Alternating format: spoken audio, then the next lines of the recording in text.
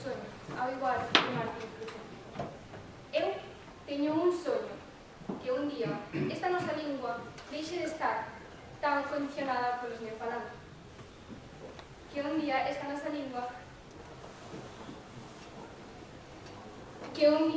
lingua o galego deixará de ser unha lingua que pouco a pouco está a esmorecer. Moi bons días a todos e a todas. De novo, eu son Judith Antelo e hoxe son a representante do IES Terra do Xallas para realizar a exposición inicial deste debate, no cal nos situamos a favor da afirmación proposta, dicindo que sí, a chegada de persoas procedentes de fora de Galicia é unha gran oportunidade para o galego, sen dúbida. Antes de comezar, gustaríame dicir, citado textualmente, a definición ofrecida pola Real Academia Galega da palabra oportunidade. Esta é unha situación ou circunstancia favorable. Agora sí, preséntolles os nosos tres argumentos. Un argumento lingüístico, un argumento político e un argumento de prestigio. Todos eles apoiados pola nosa tese. Non lleneríamos a man a quen non la quere dar. Agora sí, do comezo ao primeiro argumento, o lingüístico. O noso idioma, o galego, atópase nunha situación moi delicada e agarda un horizonte máis ben pesimista. Hai indiscutibles evidencias de que a presenza de falantes tradicionais é cada vez máis reducida, polo que estes novos constitúen un dos baluartes claves para a supervivencia do galego, por moito que isto lles amole aos puristas do galego tradicional.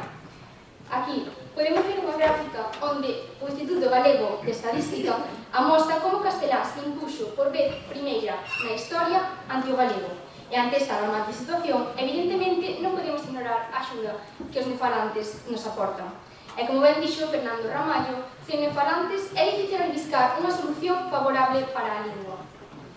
E para afirmarvos que isto é unha gran verdade, trouxemos varios exemplos de persoas que, a pesar de non serem galegas, sí que impuxeron este idioma en moitísimos ámbitos da súa vida, como por exemplo Camille Herwin, unha cantante e compositora francesa, ou Federico García Lorca, grazas ao seu libro de 6 poemas caídos. En segundo lugar, temos o argumento político, no que na actualidade, incluso a mesma Xunta de Galicia recoñece a importancia do fomento do uso do noso galego.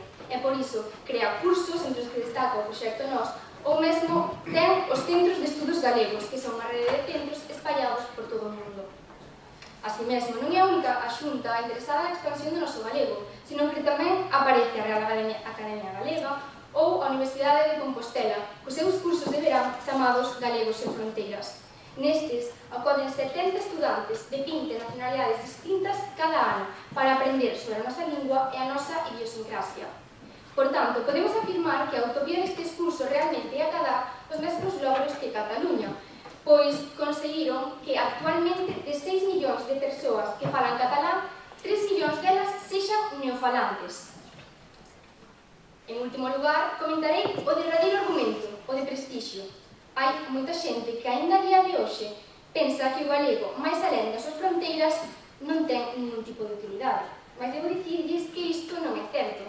Como ben nos mostra un estudo realizado pola Universidade de Santiago de Compostela, no que moitos inmigrantes, a maior parte deles procedidos de Marrocos, afirmaron que o galego lles abriu moitísimas portas no ámbito laboral, posto que eles son vendedores ambulantes e necesitaban falar co mundo rural galego, e para iso serviules moito. Mais así mesmo, tamén Valentín Rodríguez Fajín, un licenciado en Filoloxía Galego-Portuguesa na Universidade de Compostela, que escribiu o libro O galego é unha oportunidade, tamén nos afirmou que o galego non só abre portas laborais, senón tamén moitas outras de outro tipo, como por exemplo ante a comunicación.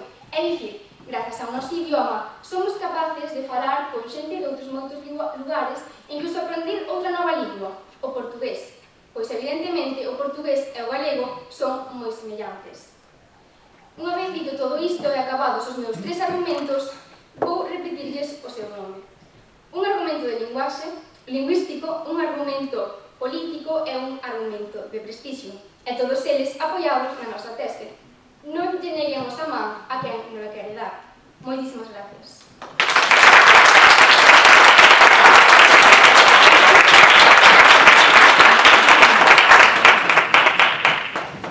Moitas grazas, Ricardo Coira. Introducción do libro.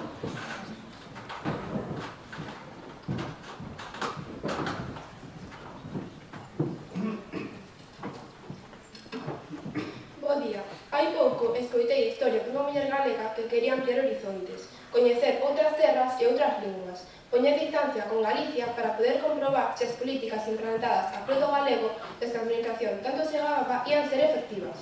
Andivo por moitos países e transitou moitas linguas e comprobou que se cabía a máis mínima posibilidade de expresarse en galego e a facelo, prescindindo a lingua do país que a recibía. Iso facía sentir orgullosa as súas orixes e excitaba os lazos coa súa comunidade. Comprobou tamén que cando aprendera un novo idioma fora por lle resultara absolutamente necesario para poder socializar, traballar, ir ao médico ou facer calquera xestión. De non ter aprendido non podería facer nada, non podería vivir. Lembrai tamén que esta muller quiso poñer terra de por medio entre a Galicia e ver como ia evolucionando o galego. Sorprendentes aumentaron como prometer a administración, pero non, a perda de falantes continuaba. E a solución vai ser a xente de fora? Realmente queremos isto? Bo día a todos e todas.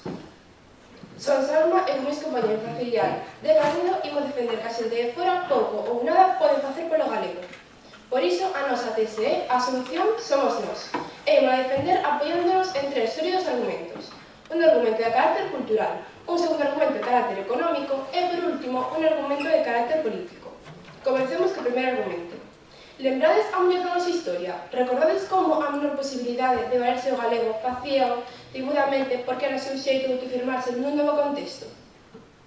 O mesmo ocorre coa xente de fora que chega a Galicia. Na súa maioría, os migrantes que veñan a Galicia proceden de Latinoamérica, polo tanto, falan español. Chegan a un lugar que ten lingua propia e comparte espazo co español, pero non ten forza suficiente para facer deses novos habitantes de Galicia novos galegofalantes.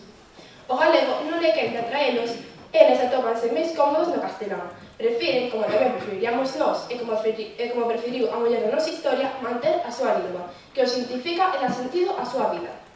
Nós entendemos perfectamente que teria pasado coa cultura galega se Castelao e tantos outros galegos que tiveron que marchar fora de Galicia se diluíra a lengua do país acollida. Pensade niso e pensade neses migrantes que van salvar o galego. O noso segundo argumento incide directamente en como a lingua e a economía están estrictamente relacionadas. Imaginade que a muller da nosa historia tivese verse da Cataluña. A pesar de que o galego e o castelán son idiomas que proveñen do latín, e ainda que en Cataluña exista unha ampla comunidade galega, a muller da nosa historia tería aprendido o catalán, porque o idioma do traballo, dos contratos, das hipotecas, é o idioma que ata aí ben pouco era imprescindible para o ascenso social. É, por tanto, un idioma necesario para vivir en Cataluña. Que ocorre co galego? É moi difícil, por non decir imposible, viver en galego. As nosas élites económicas non viven na nosa lingua o instrumento axeitado para desenvolver a súa labor. De aceitar a lingua propia. Deste xeito, o galego pasou a identificarse coa lingua dos labregos e da clase traballadora, perdendo así forza económica. O galego convértese de facto nunha lingua prescindible para os de fora. Non lle resulta necesario nin rendible aprender el galego. Polo tanto, a xente de fora non lle vai dar unha oportunidade ao galego porque non teñen necesidade e, incluso, aqueles que polo motivo que sexa deciden aprendelo, será difícil levar a cabo unha versión lingüística se lle nunha das 7 grandes cidades galegas que son as que reciben maior número deles. En terceiro lugar, o noso último argumento que incidirá na catastrófica política lingüística que ten levado a xente de Galicia, que pouco a pouco foi desposuindo o galego da súa presenza. Os últimos datos sobre o uso do galego son demoledores. O que reflicte un retroceso da lingua a todos os niveis, incluso no rural, que ata hai pouco era o bastión no que resistía a nosa lingua. Pero a administración procedeu de tal xeito no uso e promoción do noso idioma que ata hai pouco nas aldeas e vilas pequenas se perden tanto os falantes como nas zonas urbanas. Se nós mesmos non somos quen de parar esta sangría de falantes autóctonos, van os extranxeiros ser capaces de pararla? Non, a solución temos que ser nós. Iso pasa por recoñecer que o Estatuto de Autonomía de 1981 estableceu o dereito de coñecer a lingua rosalía, pero non a obriga. O que derivou nun lingüismo desigual que favoreceu o castelán e fixo do galego unha lingua prescindible para os de fora. Máis tarde, no ano 2010, o decreto de plurilingüismo racha cos poucas posibilidades de facer do galego unha lingua de prestixio. Hoxe o galego se percibe como algo imposto que choca con a realidade inapelable da perda de falantes. Ante esta situación, penséis que a xente de fora se vai implicar no galego? Lembrade a muller da nosa historia. Puxo terra de por medio e cando voltou para a frasión de Monterroso. O dinosaurio aínda seguía aí. Bo día a todos e todas e grazas pola vosa atención.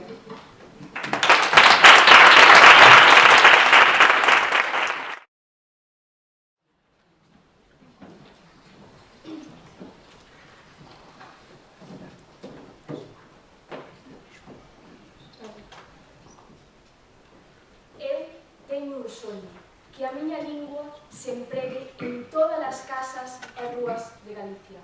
Moi bons días, xurado, equipo contrario, como equipo, e a todo o público. Meu nome é Berta Lemacalo e hoxe vimos a defender xunto co IES Terra de Sallas que a chegada de persoas procedentes de fora de Galicia é unha oportunidade para o noso idioma, o galego. Para isto empregamos a nosa tese. Non lle neguemos a man a quen non la quere dar, a cal se sostén en tres argumentos mencionados pola miña compañera Judith anteriormente. Un argumento lingüístico, un argumento político e, por último, un argumento de prestixio. Ben, quería comezar comentando a súa tese, que é a vosa tese. A solución somos nós. Nos vosos argumentos, citades varias veces cos propios galegos tradicionais, as persoas procedentes de Galicia, non falan abondo o galego. De feito, ves en varias gráficas da IGE do Instituto Galego de Estatística. Polo tanto, a vosa tese contradice totalmente. A solución non somos nós. Por unha parte, sí. De feito, eu non defendo a radicalización de que todos somos turistas e a xente procedente de fora. Non. Todo nunha mestura. Os galegos tradicionais e a xente que nos tende esa man. Por iso a nosa tese. Non lle neguemos a man a quen non la tende. Son unha axuda, non a solución. Por iso tamén a miña compañera Judith definiu oportunidade, porque neste debate non estamos falando de quen vai salvar únicamente a lingua galega. Non hai un só heroe, non o hai. Hai un equipo, un conxunto, unha forma común. E por iso, os dous somos a solución, temos que xuntarnos, non nos podemos permitir negarlles a súa axuda. Ben, seguirei co vosso argumento cultural, no cal nos falabades de todas as persoas que veñen de fora de Galicia, como poden ser os latinoamericanos, que prefiren seguir coa súa lingua de procedencia, que é o castelán.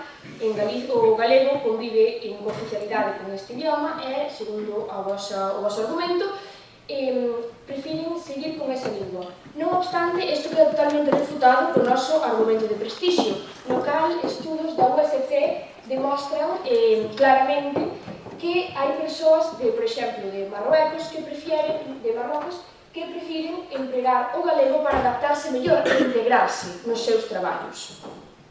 Despois, o voso argumento económico e político, no voso argumento económico, falades de que a lingua galega considerase unha lingua para os labregos. Aí denotas un claro prexuizo. Está á vista de todos. E no voso último argumento, un argumento político, faladesnos de que a Xunta non está para nada integrada ou, por así dicirlo, que non quere axudar a esta situación. Estades totalmente equivocados. De feito, nestes últimos anos están facendo un traballo bastante bo, como iniciativas como Galegos Sen Fronteiras, e invisten porque a xente estranxeira e de fora de Galicia, de Madrid e de outros lugares que ven a Galicia, fale o galego. E, bueno, antes de rematar este primeiro turno, quería que volver a recalcar os nosos argumentos. Un primeiro argumento lingüístico, un argumento político, un argumento de prestixio e a nosa tese. Non lle neguemos a man a quen non la quere dar. Moitas grazas.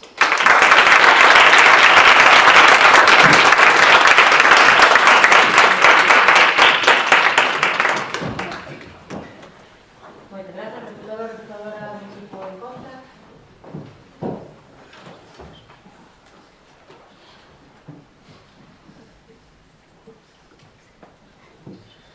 Bos días, chámame Lucas Bermúdez Rodríguez e veño do equipo en contra do IES de Canido Filial.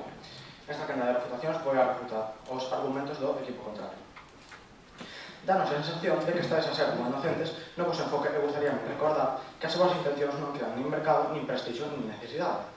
O propio Castelao xa advertía, unha lingua non se defende con folclore, defendese con poder. Do vosso argumentario parece deducirse que unha familia, xa veña de Madrid ou de Marrocos, danos igual, vai aprender galego por amor á cultura, e a onde acaba aprendan por traballo, ese non é a maioría, porque se a maioría dos galegos falan castelán, a maioría dos migrantes van falar castelán tamén. A realidade é que esa lingua non lle serve para atopar traballo, para estudar nunha universidade ou para ver a televisión, vai ser sempre un opción secundario. Outro idioma, e a casos como de Irlanda me remito, só se revitaliza con políticas obrigatorias. Nós non estamos pola labor de continuar con esta parvada do bilingüismo harmónico porque así nos vale. Volto a insistir na idea de que o galego se salvará cando sexa estrictamente necesario, non cando sexa simpático porque o falan 4 persoas de fora que son moi boinas. E para que isto sexa así, temos que rachar, entre outras cousas, con modelo de bilingüismo aplicado nas escolas, que en vez de garantir unha verdadeira inmersión do galego, redúceo a unha materia máis. Mentres que en Cataluña ou no País Vasco o catalán e o éuscaro son linguas vehiculares, en Galiza permítese que o castelán domine o sistema educativo. O galego percíbese como lingua de estuar e non de aprender. Así, a maioría de nós só usamos na clase de lingua galega ou, sen apurades, en actividades como esta. E a consecuencia, estamos a vivila. Xeracións de galegos que, ainda entendendo a lingua, non a senten como propia ou non a empregan no día a día. Pero ben, seguir soñando que a esperanza do galego estamos que chegando a cero, que é gratis. Insistides en que os migrantes poden ser unha parte da solución da perda de falantes do galego. Nós, pola contra, estamos convencidos de que o futuro do noso idioma depende de que as institucións galegas tomen en serio a súa normalización e de que a sociedade, en conxunto, asuma o compromiso de usalo e valoralo. A lingua non se salva con boas intencións, senón con dereitos garantidos. Moito nós tenemos que centrar a esperanza para a recuperación da lingua na incorporación a ela de neofalantes que chegan de fora e non querer entrar nun nudo gordiano desta cuestión. Por o camiño que imos estamos a desaparecer como pobo, porque como escribiu Méndez Ferrín, un pobo que perde a súa lingua, perde a alma. Ese é o risco que estamos a correr se non se poñen sobre a mesa solucións serias e de conxunto e nos conformamos con pequenos parches de carácter moitas veces propagandístico. Este non é o camiño, sí? Boas. Tedes algún estudo onde diga que a maioría de persoas chegadas de fora de Galicia usen o castelán? É a estadística. O que o din do estudo estadística.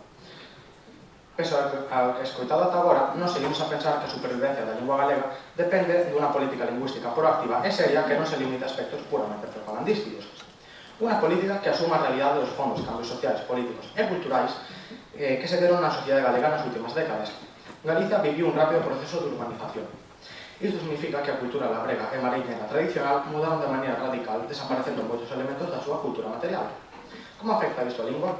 Segundo o lingüista Johannes Kabak, catedrático de Lingüística Románica da Universidade de Zurich e membro da Real Academia Galega e especialista na historia de codificación do galego, a lingua é actividade, non obra feita. Por iso, defende que os garantes do futuro do galego son os núcleos do galego renovado, é dicir, os grupos principalmente galego-falantes que sexan quen de adaptarse aos cambios sociais e culturais sen perder a súa lingua, senón transformándoa para adaptala ás novas realidades.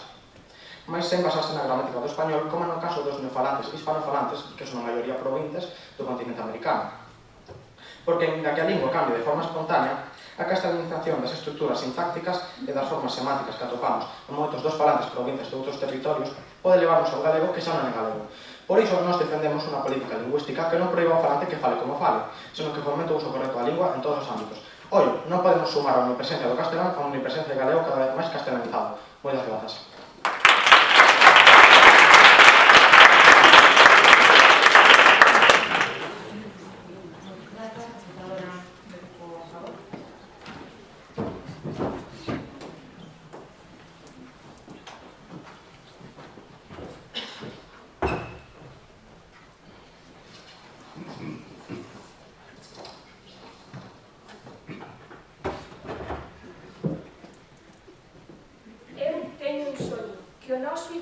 floreza en todos os ámbitos por igual.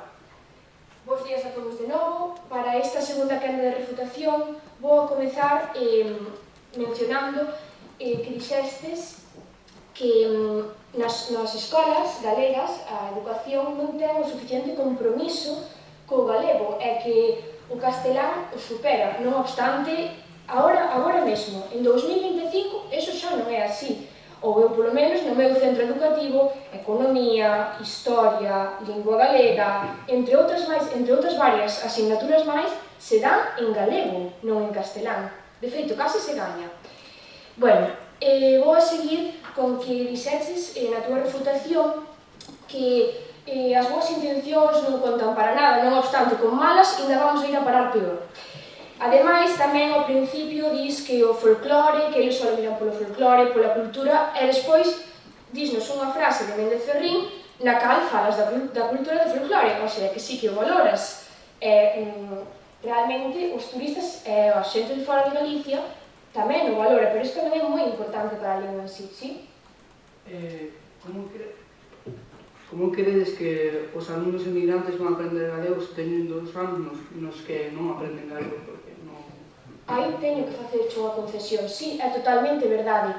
Hai 2 anos nos cales non se lle dá esa importancia ao galego, dan prioridade ao castelán, pero non todo está feito, debemos de seguir loitando. Obviamente, non hai suficientes tampouco tantos cartos como para investir, hai muchísimas máis cousas, por eso debemos seguir apretando e loitando para que a cousa mellore. Ben, despois, volvedes a contradecir a vosa tese, na cal decides que a clave somos nós, non obstante, decides que nós mesmos non axudamos ao galego. Ademais, falas dunha estatística a cal non vimos en ningún momento, así que nos gustaría chegar a ver en que momento a ensinastes. E tamén falades de que non hai institucións suficientemente fortes que integren a eses cidadáns para que falen galego como se fixo en Cataluña ou en País Vasco. Non obstante, sí que as hai políticas e hai investimentos e orzamentos que sí que se está facendo unha revitalización do galego e unha integración lingüística para todas as persoas que ainda non falan galego e son estranxeiras. Ben, o noso argumento lingüístico, político, sí? Por que decides que os migrantes son unha oportunidade para o galego se no ano 2023 víronse que 28.000 persoas, o sea, que por primeira vez os galegofalantes foron superados polos castelanofalantes? Estás dicindo que os galegofalantes foron superados, é dicir, o galego en boa situación. Non, ao revés. Podes volver a repetir a pregunta? Porque estás a dicir que os migrantes son a solución se por primeira vez os castelanofalantes son máis que os galegofalantes. Pero aquí temos unha gráfica que demostra, se non poden poñer por favor aí en pantalla, que demostra que os propios galegos tradicionais son os que falan castelán, non os migrantes que veñen aquí. Esa gráfica é de galegos e demostra que case máis dun 50% da población, un 29%, 30%, fala totalmente castelán e outros máis castelán que galego. Os propios galegos tradicionais, os cales vos dices que son a solución ao noso problema. Bueno, antes disto, quería facer unha reflexión para acabar o meu turno de intervención, que é que se non actuamos xa e lle damos a man a esas persoas que nos queren axudar, hoxe prácticamente estamos a facer unha misa de exequias como se está a facer no Vaticano. Así que, por favor, demos a man a esas persoas que nos queren axudar. Moitísimas grazas.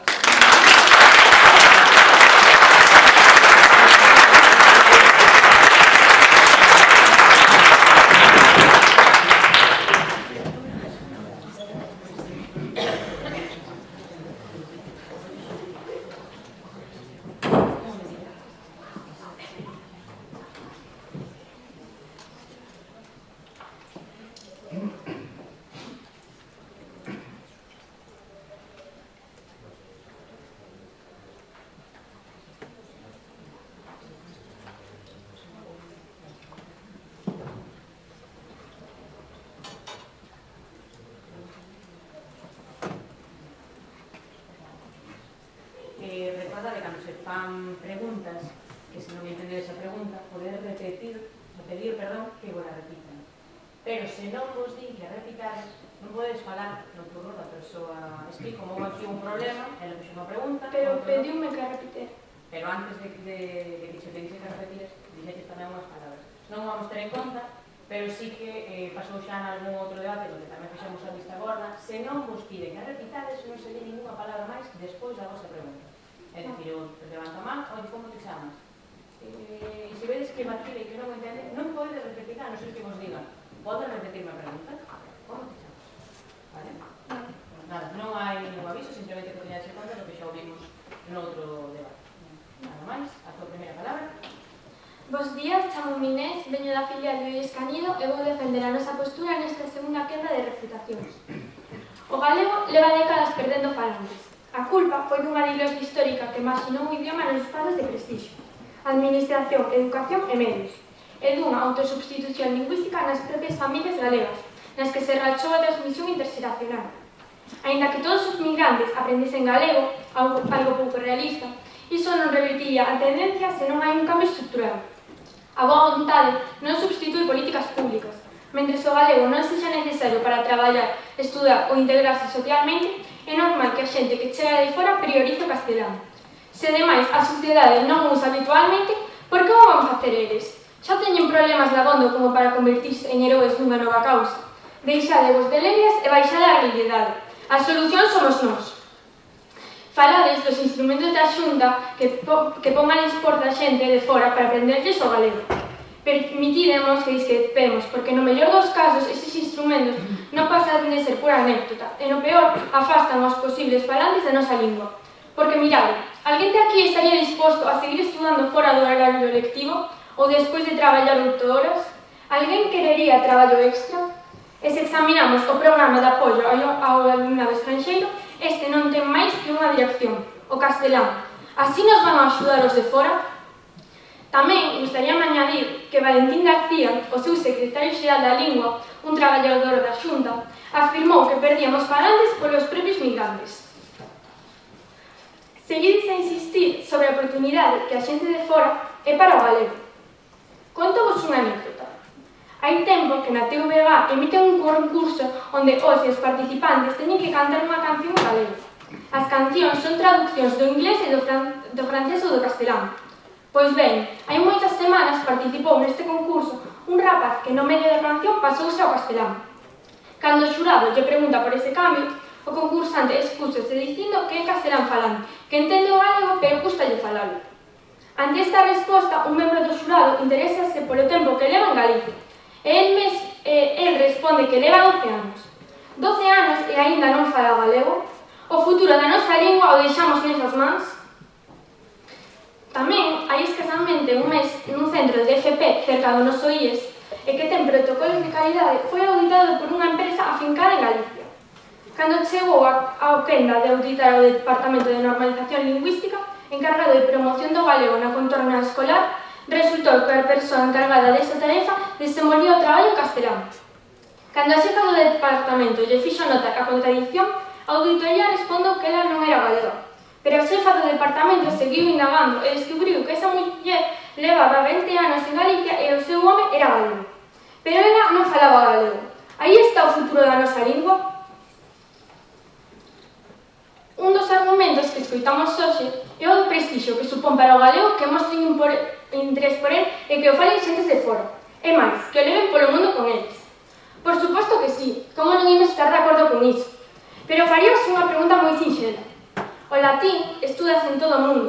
Hai miles de universidades con cátedras dedicadas a él. Pero, que eu saiba, é unha lingua morta.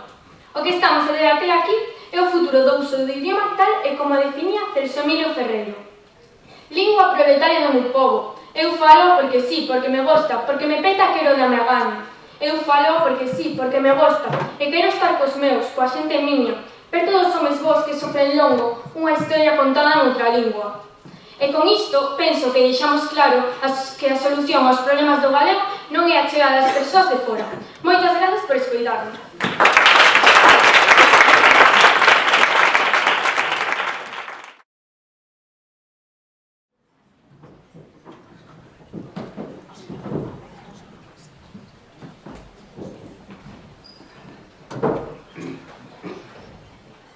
Bo día, son Leo, en representación do equipo da filial de Caniño vou facer a conclusión a que chegamos neste debate. Vaya por diante que o debate resultou moi interesante, non só polos argumentos que os dous equipos aportamos, senón porque fomos quen de manifestar preocupación e apoio pola nosa lingua. Pero, a pesar dos vosos esforzos, non nos convencestes e seguimos a pensar, se cabe con máis forza, que a xente de fora non supón oportunidade alguna para o galego.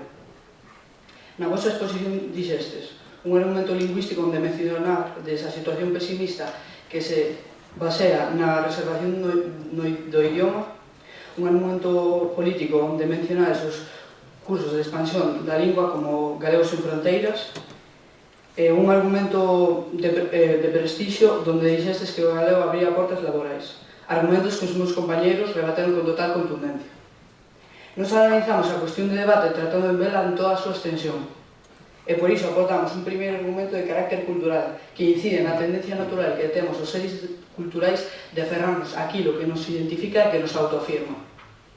Deste xeito, quedou claro que é absurdo pensar que as persoas que venen de fora, obrigadas a abandonar a súa terra, a súa cultura, os seus referentes, van a deixar de falar o seu español e van a querer un idioma extraño que se afasta do seu.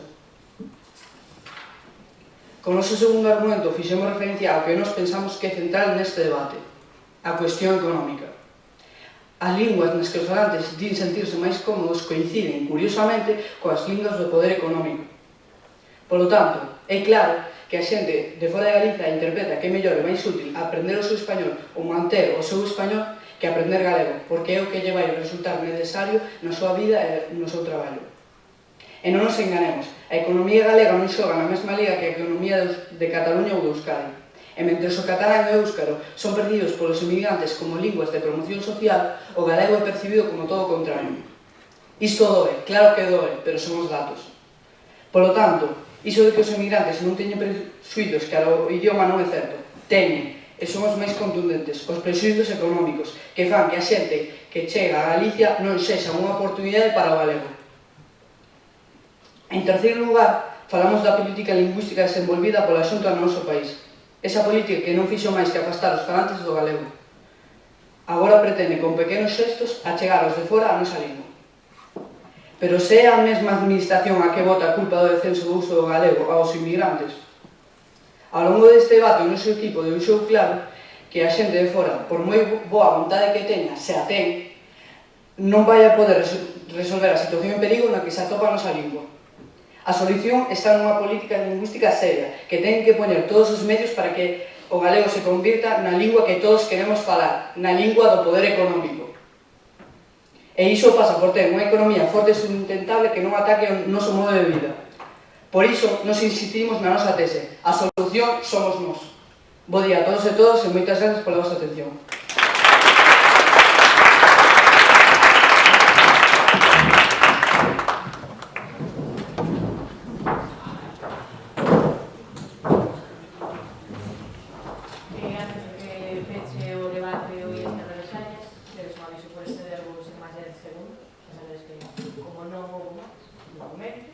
Se nos acumula, non ten ningún tipo de consecuencia. Eu teño un sonho, que galegos e non galegos nos unamos para salvar a fermosa fala que, por falta de falantes, se ve ameazada por non volver. Eu teño un sonho hoxe, e por iso pido que non desbotemos a oportunidade que nos ofrecen e que non lle neguemos a man a quen non la quere dar. Bos días a todos, eu son Alexia Rei Bardanca, a encargada de realizar a conclusión dentro do equipo do IES Terra Sallas, que nesta ocasión nos posicionamos totalmente a favor ante a afirmación proposta pola organización. A chegada de persoas procedentes de fora de Galicia é unha oportunidade para o galego. Gustaríame comezar falando dos argumentos do equipo contrario, que nos presentaron tres: un argumento cultural, un argumento económico e un argumento político. Primeiramente, no argumento cultural falábamos de que os inmigrantes, por exemplo, de Latinoamérica, preferían manter o seu idioma antes que integrarse no galego. Miña compañeira Berta demostrou rotundamente que isto era falso, utilizando o noso argumento de prestixio. O seu segundo argumento económico falaban que a nosa lingua non é apta para a economía, ou iso nos parecía entender. E Berta, a miña compañeira, recalcou que isto non era máis que un prexuízo. É o seu terceiro argumento, un argumento político, no que decían que a Xunta non investia o suficiente en manter a nosa lingua. Berta, novamente, co noso argumento político, deixou en claro que isto era totalmente falso. De feito, desenvolven campañas para intentar mantela. Tamén houve algún problema ca súa propia tese. A solución somos nós. Miña compañera demostrou que isto non é máis que unha contradición. Se non o solucionamos nós, que vou a facer? Porque nós mesmos non empregamos o galego. Dito isto, vou empezar a dar paso aos nosos tres argumentos. Un argumento lingüístico, no que demostramos que a situación do galego actualmente é moi pesimista. Demostramos gracias a unha gráfica extraída do Instituto Galego de Estatística. E por iso, seguindo a opinión de Fernando Ramallo, afirmamos que a presenza de persoas de fora é unha verdadeira oportunidade para o galego, porque axudan a difundir o idioma e incluso aumentar o número de falantes, como fixeron ben a difusión as persoas que puxemos de exemplo. O noso segundo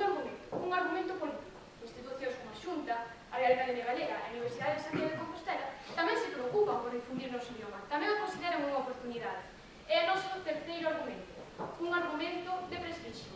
Os inmigrantes perciben a utilidade no noso idioma e mesmo o difunden para demostralo, gañando máis prestixio e máis valor a nivel mundial. Por iso mesmo que